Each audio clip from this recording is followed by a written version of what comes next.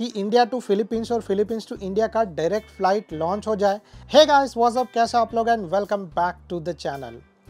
आज इस वीडियो में मैं आपके साथ बात करने वाला हूँ एक कॉमन क्वेश्चन का जो लोग मुझे बहुत बार पूछते हैं, एंड वो ये है कि इंडिया टू फिलीपींस का डायरेक्ट फ़्लाइट है कि नहीं है, और है तो उसको किस तरीके से बुक किया जाए। सो मैं आप लोगों को एक छोटा सा डिटेल दे दूँ तो लाइक कोविड के पहले यहाँ पर डायरेक्टली फ़्लाइट अवेलेबल था इंडिया टू फिलीपींस और फिलीपींस टू इंडिया, बट वो फ़्लाइट था सीबू से लेके चेन्नई का और चेन्नई से लेके रिटर्न सीबू का। सो यहाँ की एक एयरलाइंस है जो इंडिया में जाती थी और इंडिया से रिटर्न आती थी, जिसका नाम है सीबू पैसिफिक। बट क्या है ना कि अभी कोविड के बाद उन्होंने ये फ़्लाइट को कैंसिल कर दिया है। ऐसा ओनली एक ही फ़्लाइट था जो कि इंडिया से फिलीपींस और फिलीपींस से इंडिया डायरेक्ट आता था और उसका प्राइस भी अफोर्डेबल था। बट जैसे मैंने आप लोगों को बोला कि ये फ़्लाइट जो है वो अभी बंद हो गया है। सो अगर आप लोगों को यहाँ पर अभी आना है सो आप लोगों को ऑलवेज़ जो है वो वाया आना पड़ेगा। सो ऑलवेज़ मुझे लोग ये क्वेश्चन पूछते हैं कि ये डायरेक्ट फ़्लाइट कैसे बुक किया जाए या फिर सब चीज़ के बारे में बताऊँ। सो मैं डेफिनेटली आप लोगों को बोलूँगा कि फ़िलहाल के लिए आप लोगों को कोई भी इंडिया टू फिलीपींस का डायरेक्ट फ़्लाइट नहीं मिलेगा। सो जल्दी ही ऐसा गुड न्यूज़ आ सकता है कि इंडिया टू फिलीपींस और फिलीपींस टू इंडिया का डायरेक्ट फ़्लाइट लॉन्च हो जाए। ऐसी बहुत सारी एयरलाइंस है जो इस चीज़ का वेट कर रही है, एंड जैसे ही थोड़ा सा वीज़ा में ईज़ हुआ तो टूरिज़्म यहाँ पर भी बढ़ेगा और इंडिया में भी बढ़ेगा। तो जल्दी से जो है वो आप लोगों को यहाँ पर बहुत सारी डायरेक्ट फ़्लाइट्स देखने मिलेंगी। बट तब तक के लिए आप लोगों को ओनली ये वाया वाला रूट यूज़ करना पड़ेगा।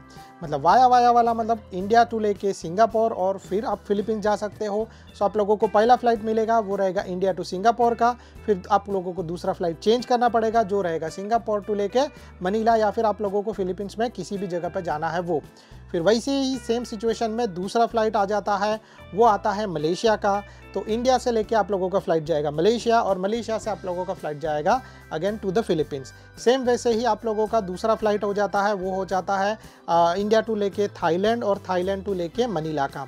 वैसे ही आप लोगों का एक और फ़्लाइट हो जाता है, वो होता है इंडिया से लेके हांगकांग और हांगकांग से लेके यहाँ पर मनीला का, या फिर किसी भी और जगह पे आपको जाना है तो ऐसे आप लोगों को वाया जाना पड़ेगा।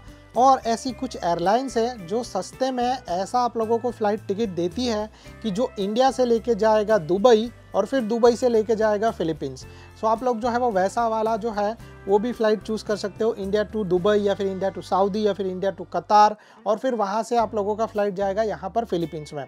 सो वैसे भी बहुत सारी एयरलाइंस है जो आप लोगों को सस्ता फ़्लाइट टिकट दे सकती है। ये तो डिपेंड करता है आप लोगों के ऊपर कि आप लोग जब सर्च करोगे और आप लोगों को कौन सा बेस्ट एयरलाइंस मिल रहा है। तो जैसे मैंने आप लोगों को बोला कि आप लोगों को ये जो है वो कनेक्टिंग रूट यूज़ करना है ऑलवेज़। सो आप लोगों का जैसे मैंने बोला फ़्लाइट रहेगा इंडिया टू सिंगापुर और सिंगापुर टू फिलीपींस। मतलब आप लोगों का जो फ़्लाइट रहेगा वो आप लोगों को एक्चुअली 2 फ़्लाइट्स लेने पड़ेंगे, और जिसके वजह से आप लोगों का ऑलवेज़ ट्रैवलिंग टाइम बढ़ जाता है। मतलब जनरली अगर आप लोग डायरेक्ट फ़्लाइट के लिए जाओगे तो कुछ 8 से लेके 9 घंटे के आसपास में आप लोग यहाँ पर पहुँच जाओगे। बट क्योंकि आप लोग ये कनेक्टिंग फ़्लाइट लेते हो जिसकी वजह से आप लोगों का ये ट्रैवल ड्यूरेशन बढ़ जाएगा। तो पहले इंडिया टू लेके सिंगापुर का बात करें जिसमें आप लोगों को 5 से लेके 6 घंटे का टाइम लगता है। फिर उसके बीच में 1, 2, 3 घंटे जैसे आप लोगों का कनेक्टिंग फ़्लाइट का टाइम है, वैसे आप लोगों को वेट करना पड़ेगा। फिर उसके बाद दूसरा फ़्लाइट रहेगा, वो रहेगा सिंगापुर, थाईलैंड, मलेशिया, कहीं से भी ले लो। तो वो रहेगा वहाँ से लेकर मनीला का या सीबू का या फिर जहाँ पे आपको जाना है वहाँ का। उसके लिए जो है वो पकड़ लो कि आप लोगों को अगेन 3 घंटा जो है वो फ़्लाइट में बैठना पड़ेगा। सो मतलब जनरली अगर पकड़ा जाए तो आप लोगों का जो है वो कनेक्टिंग फ़्लाइट के ज़रिए आप लोगों का मिनिमम से मिनिमम ट्रैवल जा सकता है 12 घंटे का, और अगर आप लोग जो है वो लॉन्ग के लिए जाओगे तो शायद से आप लोग 18 घंटे या फिर जो है वो 24 घंटे भी किसी के लगते हैं। और ऐसे में बहुत सारे लोग मुझे ये भी क्वेश्चन पूछते हैं कि मेरा अगर ऐसा कनेक्टिंग फ़्लाइट है तो मुझे उस पर्टिकुलर कंट्री का वीज़ा लेना चाहिए या फिर नहीं लेना चाहिए, या फिर मुझे वहाँ पे जाके वीज़ा लेना पड़ेगा या नहीं लेना पड़ेगा। सो मैं आप लोगों को एक चीज़ बता दूं कि जैसे अगर आप लोगों का पास सिंगापुर का वीज़ा है तो आप लोग जो है वो मलेशियन एयरलाइन से भी जा सकते हो, आप लोग सिंगापुर एयरलाइन से भी जा सकते हो, आप लोग थाई एयरलाइन से भी जा सकते हो। ऐसा कोई भी स्पेसिफिक तरीके का रूल नहीं है कि आप लोगों को सिंगापुर वीज़ा लेने के बाद आप लोगों को सिंगापुर में जाके रुकना ही पड़ेगा, या फिर अगर आप लोगों के पास फिलीपींस वीज़ा है तो आप लोगों को उस स्पेसिफिक कंट्री का वीज़ा लेना पड़ेगा। जैसे अगर आप लोगों ने फिलीपींस का वीज़ा लिया और आप लोगों का कनेक्टिंग फ़्लाइट है इंडिया टू थाईलैंड और थाईलैंड टू लेकर यहाँ पर, सो अगर आप लोगों का फ़्लाइट जो है वो सेम PNR के अंदर है, सो आप लोगों को टेंशन लेने का ज़रूरत नहीं है। आप लोग बस इंडिया टू थाईलैंड जाओ, इंडिया टू मलेशिया जाओ, इंडिया टू सिंगापुर जाओ, इंडिया टू दुबई जाओ, या फिर इंडिया टू हांगकॉन्ग जाओ, कहीं पर भी आप लोग जाओगे सो आप लोगों को उस कंट्री का वीज़ा नहीं लेना पड़ेगा। थोड़े टाइम बाद जैसे आप लोग वहाँ पे लैंड करोगे, आप लोगों को बस अपने टर्मिनल तक जाना है, अपने नेक्स्ट फ्लाइट में बैठना है और फिर आप लोग आराम से यहाँ पर आ सकते हो। आप लोगों को इमिग्रेशन क्लियर नहीं करना है किसी भी कंट्री का।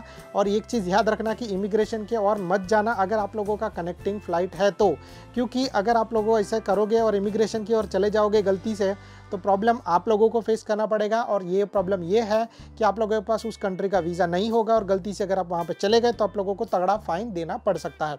सो मेक श्योर कि जब आप इंडिया टू सिंगापुर आते रहोगे और कनेक्टिंग फ़्लाइट यूज़ करते रहोगे, सो आप लोगों को बस लैंड करना है उस एयरपोर्ट पर, और आप लोग एयरपोर्ट से लेकर जो इंटरनल ट्रैवल यूज़ करके, फॉर एग्जांपल कि जैसे अगर आप सिंगापुर, मलेशिया या फिर आप थाईलैंड जा रहे हो और आप लोगों का टर्मिनल 1 है जहाँ पे आप लोगों का फ़्लाइट लैंड करेगा, और टर्मिनल 2 से आप लोगों का जो है वो फ़्लाइट दूसरा रहेगा, तो इंटरनल ट्रांसफ़र्स ऑलवेज़ फ्री होते हैं। सो आप लोग जो है वो इंटरनल ट्रांसफ़र यूज़ करने के बाद अपने जो बोलते हैं ना कि टर्मिनल है, उस टर्मिनल पे पहुंचने के बाद आप लोग दूसरा फ़्लाइट ले सकते हो, और दूसरा फ़्लाइट लेने के बाद आप लोग यहाँ पर फिलीपींस में लैंड कर सकते हो। और फिर इसके बाद आप लोगों को इमिग्रेशन फिलीपींस में ही क्लियर करना है।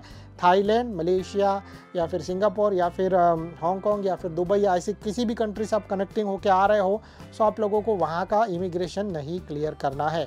और इसके लिए जैसे मैंने आप लोगों को बोला कि आप लोगों का सेम PNR के अंदर फ़्लाइट टिकट होना चाहिए। अगर आप लोगों का फ़्लाइट टिकट अलग अलग PNR के अंदर है, सो डेफिनेटली आप लोगों को जो है वो उस कंट्री का वीज़ा भी लेना पड़ेगा, उस कंट्री का इमिग्रेशन भी क्लियर करना पड़ेगा, और आप लोगों को जो है वो बहुत सारी परेशानियां भी हो सकती है, क्योंकि ऐसी बहुत सारी एयरलाइंस है जो सस्ता और बजटेड फ़्लाइट टिकट देती है, बट वो लोग जो है वो सेम PNR के अंदर टिकट आपको नहीं देंगी। तो जिसके वजह से ये होगा कि आपका इंडिया टू जो पकड़ लो कि मलेशिया का या फिर इंडिया टू सिंगापुर का या फिर इंडिया टू थाईलैंड का सस्ता फ्लाइट मिल जाएगा, बहुत ही सस्ता, लाइक 19-20,000 और फिर 50-30,000 के अंदर आप लोगों को रिटर्न फ्लाइट टिकट मिल जाएगा। बट जब आप ऐसा फ्लाइट टिकट बुक करोगे, सो उसके अंदर आप लोगों को उस कंट्री में जाकर इमिग्रेशन क्लियर करके लगेज कलेक्ट करके फिर वापस से आप लोगों को चेक इन करना है, वापस से लगेज देना है और फिर वापस से भाग भाग के आपका फ़्लाइट पकड़ना है। तो सोचो कि अगर ये सारा चीज़ आप लोगों को 1-2 या 3 घंटे के अंदर करना है, सो विच इज़ ऑलमोस्ट इम्पॉसिबल, तो आप लोगों को हमेशा ये चीज़ का ध्यान रखना है। इसमें एक और चीज़ के बारे में मैं बात करूं कि अगर आप लोग जो है वो कनेक्टिंग फ़्लाइट टिकट बुक करते हो, तो इसके अंदर एक चीज़ का ध्यान रखना कि पहली बार अगर आप जा रहे हो तो मिनिमम 3 से लेकर 4 घंटे का गैप रखो बीच में, क्योंकि कुछ फ़्लाइट ऐसी होती है जिसके अंदर सिर्फ आपको 1 घंटे का ही टाइम मिलेगा। बट 1 घंटा मतलब इंटरनेशनल एयरलाइंस या फिर इंटरनेशनल बोलते हैं ना कि ट्रैवल के लिए जो भी एयरलाइंस होती है वो 1 से 1.5 घंटे पहले अपने बोर्डिंग गेट ओपन करती है। सो फॉर एग्जांपल कि अगर आप लोगों का एक ऐसा फ़्लाइट है जो इंडिया से रात को है और सुबह आप 8 बजे के आसपास पहुँचे सिंगापुर में, और दूसरा फ़्लाइट है आप लोगों का सुबह 9 बजे का, तो बीच में आपको सिर्फ 1 घंटे का टाइम मिलेगा। सो जैसे आप लैंड करोगे वैसे आप लोगों को भागना पड़ेगा, फिर भागते भागते आप लोगों को जाके दूसरा फ़्लाइट पकड़ना पड़ेगा।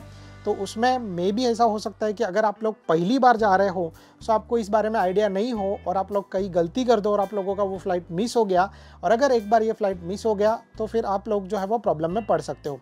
इसके अंदर एक और चीज़ है कि कभी कभी कुछ एयरलाइंस लेट भी हो जाती है। तो जैसे फॉर एग्जांपल कि अगर आप लोगों का फ़्लाइट था 11 बजे का, बट किसी रीज़न के वजह से वो फ़्लाइट इंडिया से लेट हो गई, 11 बजे की जगह पे 12 बजे उसने टेक ऑफ किया, तो 1 घंटा वहाँ पे लेट हो गई। सो जैसे आप लोग किसी एयरपोर्ट पे पहुँचोगे और उस एयरपोर्ट से आपका 1 घंटे का टाइम था, तो क्योंकि आप वहाँ से 1 घंटा लेट हुए तो यहाँ पे 1 घंटा डिले पहुँचोगे। सो आप लोगों का वो फ़्लाइट तो 100% मिस होना ही है। बट इसमें आप लोगों को टेंशन लेने का ज़रूरत नहीं है, क्योंकि एयरलाइंस इसके लिए रिस्पॉन्सिबल है और एयरलाइंस आप लोगों को फ्री में दूसरा बोर्डिंग पास देगी दूसरी फ़्लाइट के लिए, जिसको आप पकड़ के आराम से जा सकते हो। और किसी रीज़न के वजह से अगर आपका फ़्लाइट कैंसिल हो जाता है सो ये एयरलाइंस का जिम्मेदारी बनता है कि वो आप लोगों को होटल के अंदर फ्री स्टे दे, और होटल्स डेफिनेटली 4 स्टार और 5 स्टार ही होते हैं। सो आप लोग बस ये चीज़ इंजॉय कर सकते हो, बट वैसा मैं बोलूँगा कि होना नहीं चाहिए, क्योंकि इसके वजह से आपका ट्रैवल डिले हो सकता है।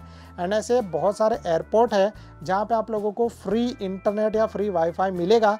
जैसे अगर आप सिंगापुर में जाओगे तो डेफिनेटली उसके वहाँ पे आप लोगों को फ्री वाईफाई मिल जाएगा। अगर आप लोग जो है वो कोलालमपुर में जाओगे वहाँ पर भी मिलेगा, या थाईलैंड में भी है, हांगकांग में भी है। बट हमेशा ये चीज़ का ध्यान रखना कि कुछ जो प्रॉब्लम होता है फ्री वाईफाई के अंदर, बट आप लोग अपडेट करने के लिए जो है वो यूज़ कर सकते हो। फॉर एग्जांपल आपने वाईफाई ऑन किया, वाईफाई से कनेक्शन किया, और उसके बाद आप लोग जो है वो अपडेट कर सकते हो अपने घर वालों की, मैं यहाँ पे पहुँच गया, अभी मैं दूसरा फ्लाइट पकड़ने वाला हूँ। अगेन अगर आपकी गर्लफ्रेंड यहाँ पर होगी तो उनको अपडेट कर सकते हो कि मैं यहाँ पर पहुँच गया हूँ, नेक्स्ट मेरा फ्लाइट इतना बजे का है, और वैसा चीज़। तो हर एक चीज़ है, बट एक चीज़ का ध्यान रखना कि जब आप यहाँ पर लैंड करोगे फिलीपींस के अंदर, सो आप लोगों को फ्री वाईफाई नहीं मिलेगा। तो यहाँ पे कुछ भी फ्री में नहीं है, सेम वाईफाई भी फ्री में आपको नहीं मिलेगा। मतलब वाईफाई फ्री में है, बट उसके लिए आप लोगों को यहाँ का ही फिलीपींस का सिम कार्ड चाहिए। सो वो तो आपके पास होगा नहीं अगर आप फर्स्ट टाइम यहाँ पर आ रहे हो तो इसीलिए जो है वो आप इंडिया से निकलोगे तभी आप लोग जो है वो इंटरनेशनल रोमिंग ऑन करके ही चलना। So I think so that's it from my side, और मैंने आप लोगों को बहुत ही अच्छा डिटेल दिया है। अगर यस तो please do like and subscribe to our channel, और ऐसे ही और वीडियो के लिए please subscribe to my channel. Thank you so much guys for watching, bye bye, and have a safe travel and safe journey.